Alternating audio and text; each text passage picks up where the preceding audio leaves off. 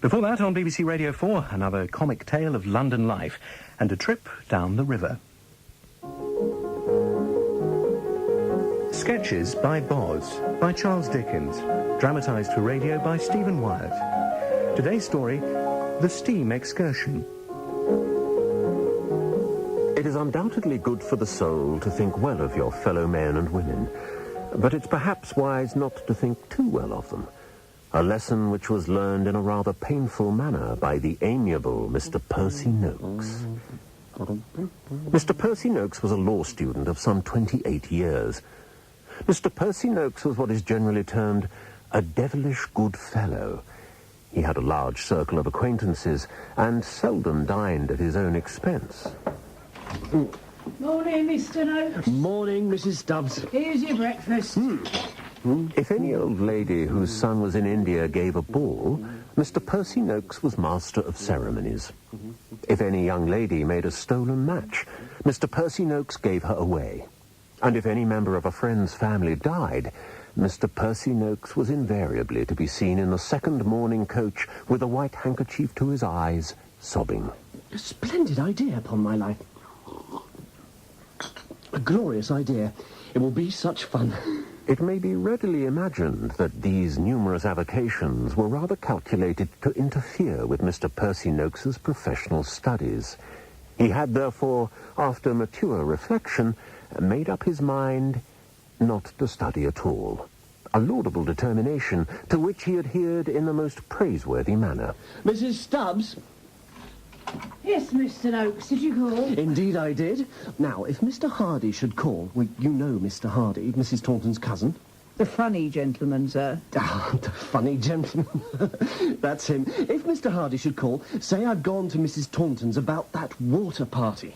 That what? The water party. The Steam Excursion. Oh, you wouldn't get me in a boat of any description, Mr. Noakes. Then you are missing out on one of life's pleasures, Mrs. S. Oh, my goodness. Is that the time? I must be off. Very well, sir. A steam excursion. I'd rather die. Percy! Dear Percy, how good to see you! Mrs. Taunton was a good-looking widow of 50, with an unmarried daughter who possessed the form of a giantess and the mind of a child. The sole end of Mrs. Taunton's existence was the pursuit of pleasure and some means of killing time. Take a seat, Percy. Do. Thank you, dear lady. I know. You've come about the water party. I should rather expect I had. Excellent fellow. And now, no doubt, you'd like me to tell you all about my plans. The moment I had the thought, I knew you'd not let me down. Emily! Here I am, Mamma.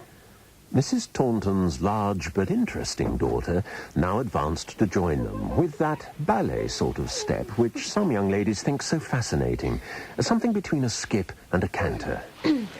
Oh, do tell us your plans, Mr. Noakes. Well, it seems to me that the best way will be to have a committee of 8 to make all the arrangements and manage the whole set-out. Oh, clever creature. Then I propose that the expenses shall be paid by these 8 fellows jointly. Even cleverer creature. Now, my plan, then, is this. Each of these 8 fellows shall have the power of asking 5 people. But what if... What if what, dear Mrs. Taunton? somebody chose somebody, well, unsuitable. Now, perhaps it would have been wiser if Mr. Noakes had inquired whether Mrs. Taunton had anyone in mind. Because, of course, she did. The Briggs family. But alas, Mr. Noakes did not pursue the matter. He was, after all, such a devilish good fellow. There's no need to worry. Well, you see, there must be a meeting of the committee at my chambers to make all the arrangements, and these people shall then be named. And every member of the committee shall have the power of blackballing anyone who is proposed. And one blackball shall exclude that person. Well, this will ensure our having a pleasant party, you know. Oh, what a manager you are, isn't he, Emily? You're so clever, Mr. Noakes. Thank you. Yes, I think it will do. It will do very well. But do tell me, Percy, who are the 8 gentlemen to be? You'll have to be careful. Oh, I wouldn't worry about that. I know plenty of fellows who'll be delighted with the scheme. Of course, for a start, we shall have... Mr. Hardy. Percy, cousin Jemima, Emily, how are you? Cousin Hardy. The very same. Mr. Hardy was a stout gentleman of about 40. He could sing comic songs, imitate hackney coachmen and fowls, play airs on his chin, and execute concertos on the Jew's harp. On such skills rested his claim to be known, in Mrs. Stubbs' words, as the funny gentleman. Hardy, you're just the very man I wanted. Oh, I thought I was innocent of crime. I had no idea I was a wanted man. Very good. Yes, I am very good, which is why I should not be a wanted man. But you're wanted for another purpose. Another porpoise. Oh, yeah. I had no idea that any porpoise or even whale was interested in my existence. But then we live in a whale of tears. And so it went on. Mrs. Taunton's objections to anybody by the name of Briggs were lost in her cousin's facetious interruptions. Eventually, Mr. Noakes managed to give Mr. Hardy a detailed account of the proposed excursion. Oh, capital, glorious. What a day it will be. What fun. What a party. Water party, I should say. Then come back with me, Hardy. We must draw up the names of the different members of the committee. And now, Percy, I think I should mention that on no account... No count? A baron, then. Cousin, you are too much. After as much discussion between Mr. Noakes and Mr. Hardy as if the fate of nations depended on it, the names of the different members of the committee were agreed upon.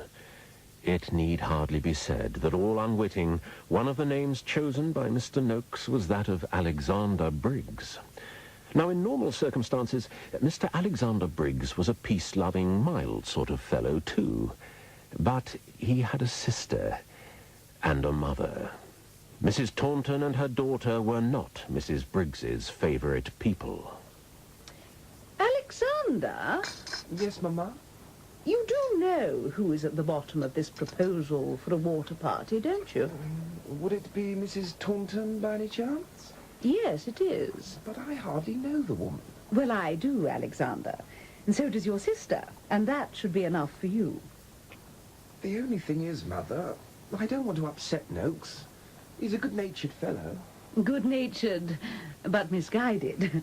Besides, I have no wish that the water party should not take place. I think it a charming idea. Julia deserves the opportunity for her guitar playing to shine.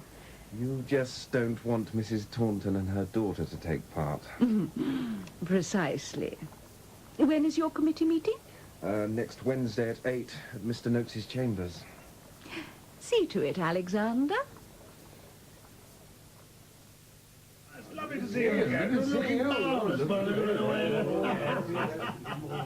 The meeting duly took place on the day arranged. The 8 members of the committee were punctual in their attendance. Chuzzlewit! Hardy, dear fellow. Copperfield and Briggs, welcome. Without undue ceremony, Mr. Percy Noakes was elected chairman, and business proceeded swimmingly. Until... Gentlemen, we now move to the important matter of balloting. A tea caddy has been placed on a table over there in a dark corner of the apartment. In front of you, you will find 2 backgammon men, one black and one white. Each of us will read our choice of guests, and then we will vote. I need hardly say that I expect everyone to act in a generous and positive spirit. Of course. I shall start by reading my own list of guests. Mrs. Taunton, Miss Emily Taunton, Mr. Simpson, Mrs. Simpson, Mr. Whizzle. The names were respectively balloted for. Well, Hardy? This is terrible. I'm afraid they've been blackballed. All of them? All of them. But this is extraordinary. After all, Mrs. and Miss Taunton were in part the initiators of the whole scheme, Perhaps we should carry on. Perhaps we should. Perhaps you would like to read us your list. But of course. Mrs. Briggs, Miss Julia Briggs, my uncle, Mr. Samuel Briggs, my aunt, Mrs. Edith Briggs, and my niece, Miss Emily. Well, Hardy? They've all been blackballed. All of them? The whole family? These things happen. As the peanut said to the piano tuner. Something's clearly gone wrong. Perhaps Mr. Hardy would like to read us his list. The balloting proceeded, but one little circumstance which Mr. Percy Noakes had not originally foreseen prevented the system working quite as well as he had anticipated. Gentlemen, it would appear everyone has been blackballed. Everyone? As matters stand, no one will be going on this steam excursion.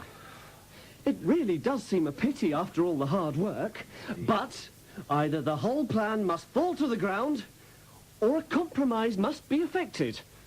Which is it to be? A compromise, then. After all, we're all English. We understand compromise. Good, then I suggest the form of balloting should be dispensed with and every gentleman just tells the others whom he intends to bring. Those in favour? I suppose so. A crisis was averted. The Tauntons and the Briggses were reinstated and the party formed. But the matter, of course, did not end there. Mr. Noakes! Mr. Noakes, wake up! It's a lovely day, Mr. Noakes. And indeed it was. Mr. Noakes dressed himself, took a hasty apology for breakfast, and sallied forth to Strand Lane.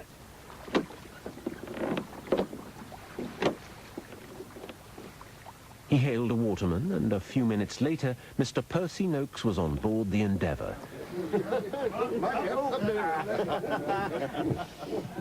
At 10 minutes to 9, the committee embarked in a body. They commented favourably on the arrangements and prepared themselves to take full credit as boat after boat came alongside and the company gradually assembled.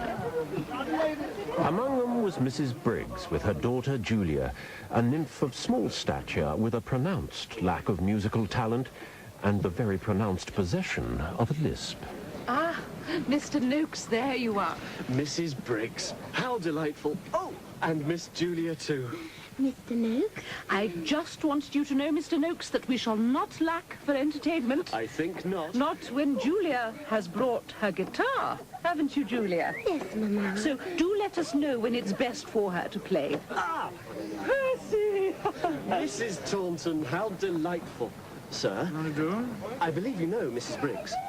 My dear, how do you do? And how is dear sweet Julia? And dear sweet Emily. Such a brave choice of Oh, colours. such an original choice of hat. Is that Julia's guitar Oh, is case? that Emily's sheet music? Does she plan to play? Does she plan to sing? It's going to be a very crowded program. Ah, you're old friends, I see. Oh, we know each other very well. Oh, yes, very, very well. Now, if you'd be so kind as to excuse us, Mrs. Taunton, Mr. Noakes, we must go and find dear Alexander. Just a moment, Mrs. Briggs. Yes? There's someone I'd like to introduce. Yes, I was just thinking I hadn't made the gentleman's acquaintance. May I present you all Captain Hells? Our dear friend, Mr. Wizzle, being unfortunately prevented from coming, I did myself the pleasure of bringing the captain, whose musical talents I knew would be a great acquisition. How do you do, dear fellow? Mrs. Briggs? Yeah. Miss Briggs? How do you do? Charmed, I'm sure. Since the captain was a very splendid-looking military gentleman, Mrs. Taunton's triumph was considerable. Captain, on behalf of the committee, I offer you a most sincere welcome. We do have a great deal of musical It's talent. all arranged. He will sing duets with Emily. Captain, if you would be pleased to conduct dear Emily to the poop. With delight, dear lady. Come, Miss Emily. There. Everything works out. Perfect. Hardy? I say, Hardy. Oh, there, me hearty. Is everybody on board? No, they seem pretty interested to me. I mean, is everyone here? So far as I can see, and if the eye can't see, what can? Well, then, this is it. Now, where's the master of the boat? Over there. Excuse me. Can we set off now? Sorry, sir? Off we go. I mean, we can start up the boat now. Oh, I see, sir, right. Oh! Heavens, Captain Helves, what is that? Do not panic, Miss Emily. In my experience, the letting out of steam consequent upon a steamer's departure is rarely attended with any great loss of human life. Oh, Captain, you know everything.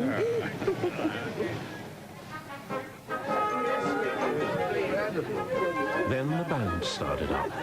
Soon after, the dancing commenced. And the punch was served. Miss Emily, Yes, Captain. might I have the honour of this set? Oh, with pleasure, Captain Helves. Congratulations, Percy. A triumph. Ah, for both of us. This punch is excellent. Oh, dear Emily. She looks so enchanting dancing, don't you think, Mr. Noakes? Charming. Mrs. Briggs is looking quite put out. I can't imagine why. Why? After all, dear Julia is dancing too. Even if it is only with some spotty-faced underclerk. Oh, this punch really is delicious. Percy? Yes, Mrs. Taunton? Would you ever consider dancing? Oh, I have too many duties just now, dear lady. It has always seemed to me that you have just the legs for dance. Well, that's most kind of you, Mrs. Taunton, but I am 28. That's not too old for dancing. After all, I am, well, a little bit older than you are. Nobody would guess. You're not just saying that, you naughty man. No, of course not. Oh, look, the set is ending. Well, Emily, did you enjoy your dance? Yes, Mamma. The Captain was most attentive. Oh, delighted. I've not enjoyed myself so much since the ball before Waterloo, when I was but a lad. Then perhaps you could dance another set together. Yes, soon, of course, when I get my breath back. Of course. Oh, just a moment. Where is he going? He appears to be paying his respects to Mrs. Briggs. And Julia. Oh, I do believe he's going to ask Miss Julia to dance. Emily, keep smiling. People are looking.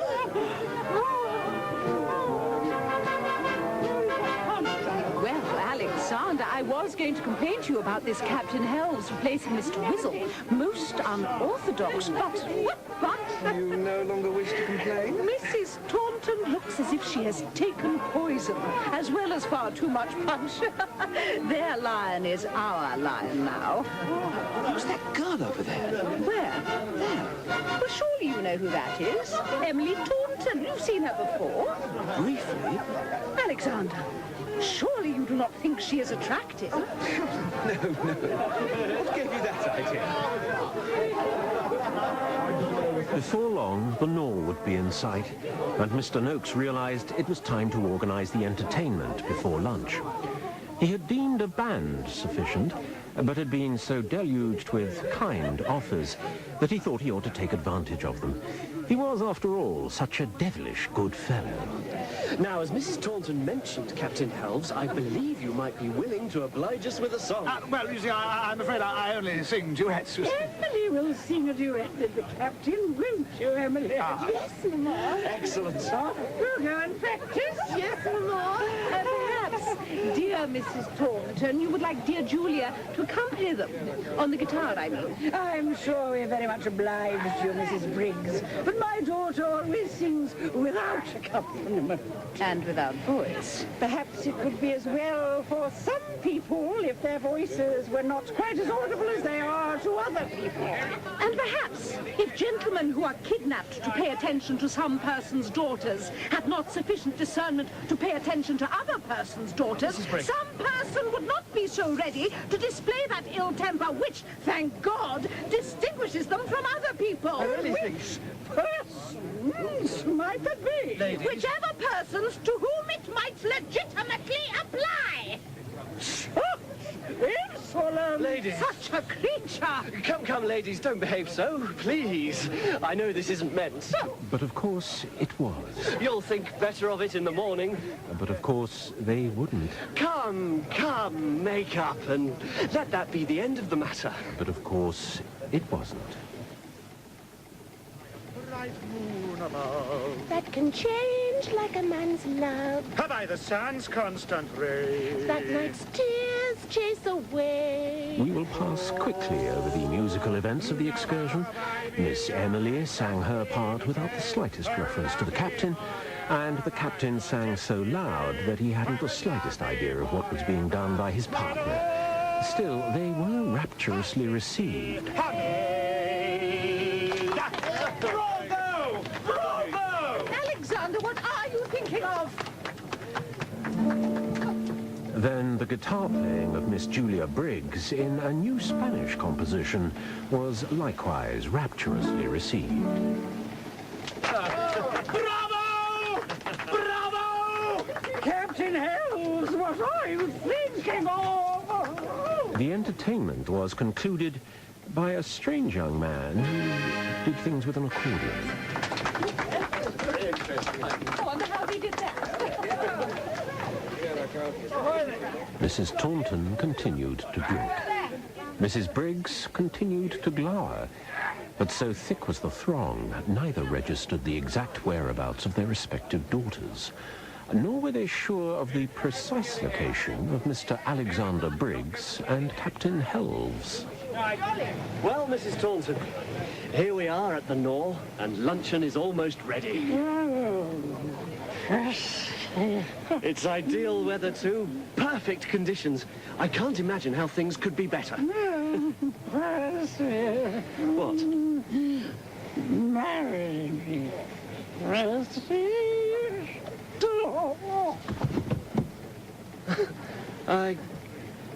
I think I'd better get everyone into lunch.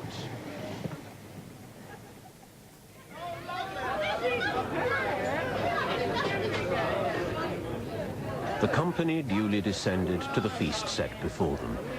It was only then that missing persons were noted. Mr. Hardy! Mr. Hardy, have you seen Julia anywhere, or Alexander? No, I was going myself to find Miss Emily in view of her mother's... Interesting condition. Exactly. In the end, Mrs. Briggs, tempted by the sight of her rival in extremis, decided Julia would be safe with her brother.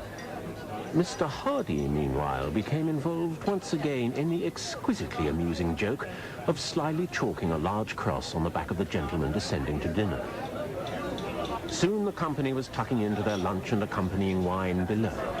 The boat, meanwhile, started its return home. The wind, which had been with them the whole day, was now directly in their teeth.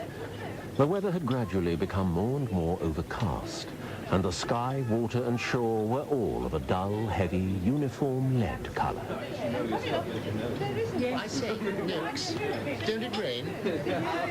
I think it does a little. Don't it blow, too? No, I don't think it does. Anyway, it'll soon clear up. Yes, no doubt of it.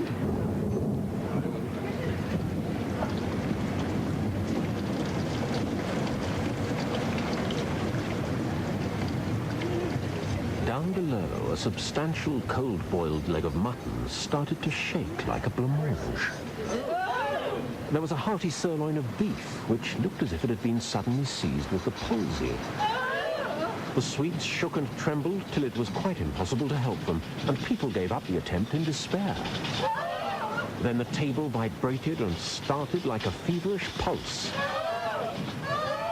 Soon everything was shaking and jarring.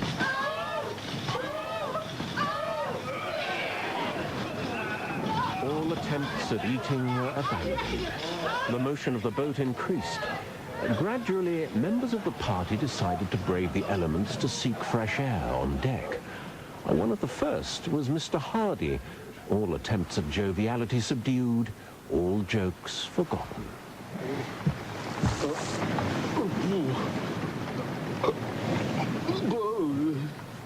Mr. Hardy sought the security of the awning on deck, And there he found... Cousin Emily and Mr. Alexander together. Emily, what would your mamma think? She's past caring. She won't be in the morning. Remember, you are a Taunton, and this is... A Briggs, sir. And what is wrong with that? You know perfectly well what is wrong with that, Alexander. How dare you spend time spooning with this flippity-jibbity? That is my cousin you're referring to, Ma'am, and your son was kissing her. Kissing her? Yes, kissing her. Alexander, words fail me. But if you are here with the sly Miss Taunton, where is Julia? How do I know? I thought you were looking after her. Just a moment, Ma'am. Mrs. Taunton, you are in a disgraceful state. What is it? If I'm not mistaken, there is your daughter. Ma, canoodling with Captain Helves? At your service, ma'am. Alexander, Julia, I can bear so much. So can I, Ma'am. It was at this point that the weather really got bad.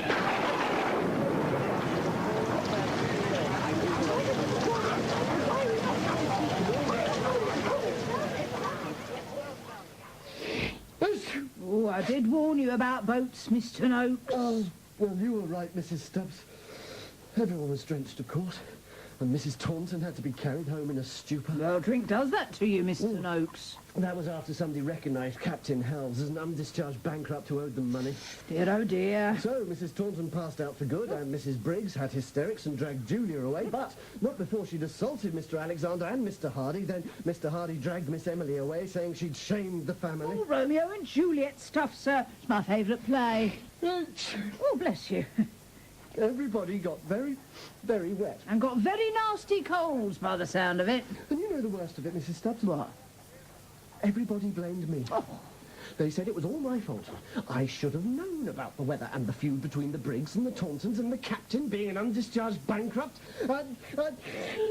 Oh, well, never mind, Mr. Noakes. People have short memories. They'll soon be asking you again to arrange all sorts of fun for them. Never. I'm sure they will. I mean, I'll never do it again. Ever. Why should I put myself out for a set of ungrateful louts? I've had enough. I see only one way out.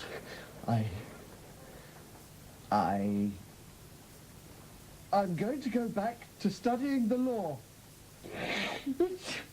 Which is exactly what Mr. Percy Noakes has done. He has become positively misanthropic and has all the makings of one of the most ferocious prosecution barristers of our day. In The Steam Excursion, Percy Noakes was played by Marston Bloom, Mrs. Taunton by Shirley Dixon, and Mrs. Briggs by Joanna Munro. Cousin Hardy was Jeremy Swift, Captain Helves, Stephen Critchlow, Alexander Briggs, Ben Crow, and Julia and Emily, Becky Hindley. The voice of Boz was Nicholas Farrell.